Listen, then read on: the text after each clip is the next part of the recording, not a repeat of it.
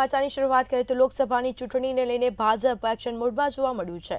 તો ભાજપ એક્શન મોડમાં જોવા મળ્યું છે. પૂર્વ મંત્રી અને સિનિયર નેતાઓને જવાબદારી સોંપવામાં આવી છે. લોકસભાની જવાબદારી સોંપવામાં આવી છે. એમએલએ અમિત ઠાકરને કચ્છ, બનાસકાંઠા, પાટણની જવાબદારી સોંપવામાં આવી છે. તો બાબુભાઈ જેબલિયાને મહેસાણા, સાબરકાંઠા અને સુરેન્દ્રનગરની જવાબદારી સોંપવામાં આવી છે. તો સાથે જ કહી શકાય કે કેસી પટેલને ગાંધીનગર, અમદાવાદ પૂર્વ અને અમદાવાદ પશ્ચિમ ઝોનની જવાબદારી સોંપવામાં આવી છે. સાથે જ કહી શકાય કે સાંસદ નરહરી અમીનને પણ આણંદ, ખેડા, પંચમહાલ, દાહોદની જવાબદારી સોંપવામાં આવી છે. લોકસભા ચૂંટણી આવવાની છે અને જેને લઈને ભાજપ એક્શન મોડમાં જોવા મળી છે.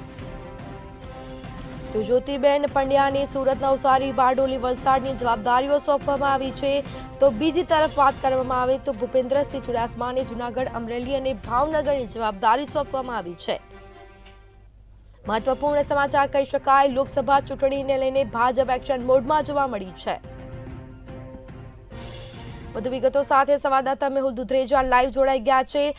જી, લોકસભા ચૂંટણીને લઈને ભાજપ એક્શન મોડમાં જોવા મળી છે. સિનિયર નેતાઓને જવાબદારી સોંપવામાં આવી છે અને નેતાઓને કઈ કઈ જવાબદારી સોંપવામાં આવી છે, શું કહેશો? જે પ્રમાણે લોકસભાનું ઇલેક્શન જ્યારે આવવાનું છે તેના ભાગરૂપે અને સાથે માઇક્રો લેવલ પ્લાનિંગ માટે જે ભાજપ જે હંમેશા આગળ રહેતું હોય છે તેની કામગીરીના ભાગરૂપે જે નવી જવાબદારી સોંપવાનું જે કામ છે તે પણ પૂર્ણ કરવામાં આવે છે. સિનિયર નેતાઓને આ માટેનો જે લાભ છે તે આપવામાં આવે છે. તમામ જે સિનિયર મોટા નેતાઓ છે તેને અલગ અલગ જે જગ્યાઓની જે જવાબદારી સોંપવામાં આવી છે તેમાં સૌથી મહત્વની વાત એ છે કે તમામ જે ભૂતકાળના મંત્રી રહી ચૂક્યા તેવા નેતાઓને પણ જે અલગ અલગ જિલ્લાઓની જવાબદારી સોંપવામાં આવી છે. 26 લોકસભા સીટો છે તેમાં ફરી વખત ભાજપનો ભગવો લહેરાય અને સાથે જ ત્રીજી વખત પણ ભાજપ આ તમામ સીટો જીતે તે માટેનો કમર કસવાની કામગીરી શરૂ કરવામાં આવી છે. જેની અંદર વેજલપુરના ધારાસભ્ય અમિત ઠાકર છે તેને કચ્છ, બનાસકાંઠા, પાટણની જવાબદારી સોંપવામાં આવી છે. કિસાન સેલના બાબુભાઈ જેબલિયાને મહેસાણા, સાબરકાંઠા અને સુરેન્દ્રનગર લોકસભા સીટની જવાબદારી સોંપવામાં આવી છે.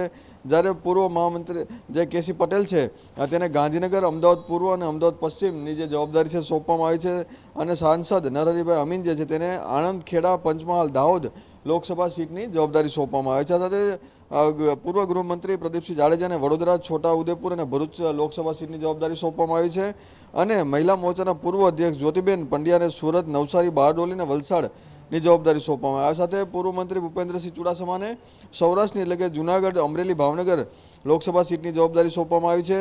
જ્યારે પૂર્વ મંત્રી આરસી ફળદુને જામનગર, પોરબંદર અને રાજકોટની જવાબદારી છે તે સોંપવામાં આવે છે. તમામ જે મોટા નેતાઓ છે જે રાજ્ય સરકારની અંદર સારી કામગીરી કરી ચૂક્યા છે અને તેમને બહોળો અનુભવ જે છે તેનો લાભ જે છે તે ભાજપ લેવાનું છે. અને તમામ જે જિલ્લાઓ જે જવાબદારી સોંપવામાં આવે છે તેની અંદર પ્રવાસ કાર્યક્રમો અને લોકો સુધી પહોંચવાની જે એક વાત છે તે પ્લાનિંગ છે તે પણ આગામી દિવસોમાં કરવામાં આવશે. અને આ તમામ જે લોકો છે તે વધારે મતો સાથે સારી સીટો લાવે તે માટેની પણ જે કવાયત જે હાથ ધરવામાં આવી છે.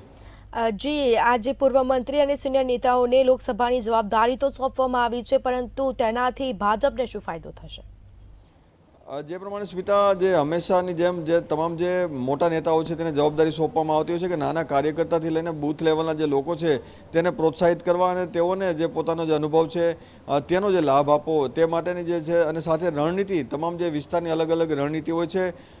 તો ઘણી વખત લોકોની અંદર ક્યાંક બળાપો હોય છે તેને ખાળવાની પણ જે પ્રક્રિયા છે તે આ લોકો કરતા હોય છે. ત્યારે જવાબદાર જે લોકો છે તેઓની ઉપર જે આ તમામ જવાબદારી સોંપવામાં આવે છે કોઈ પ્રકારનો બળવો ન થાય અને સાથે જ એકદમ શાંતિપૂર્ણ રીતે સારું મતદાન અને સારી લીડ સાથે ભાજપ જીતે તે માટેનો જે પ્રયાસ છે તે અત્યારથી જ કરવામાં આવે છે. અને સાથે જ આગામી દિવસોમાં તમામ જે કાર્યક્રમો છે તેની પણ જાહેરાત જે કરવામાં આવશે.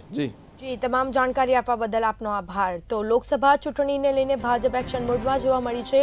પૂર્વ મંત્રી અને સિનિયર નેતાઓને લોકસભાની જવાબદારી સોંપવામાં આવી છે. એમએલએ અમિત ઠાકરને કચ્છ, બનાસકાંઠા, પાટણની જવાબદારી સોંપવામાં આવી છે.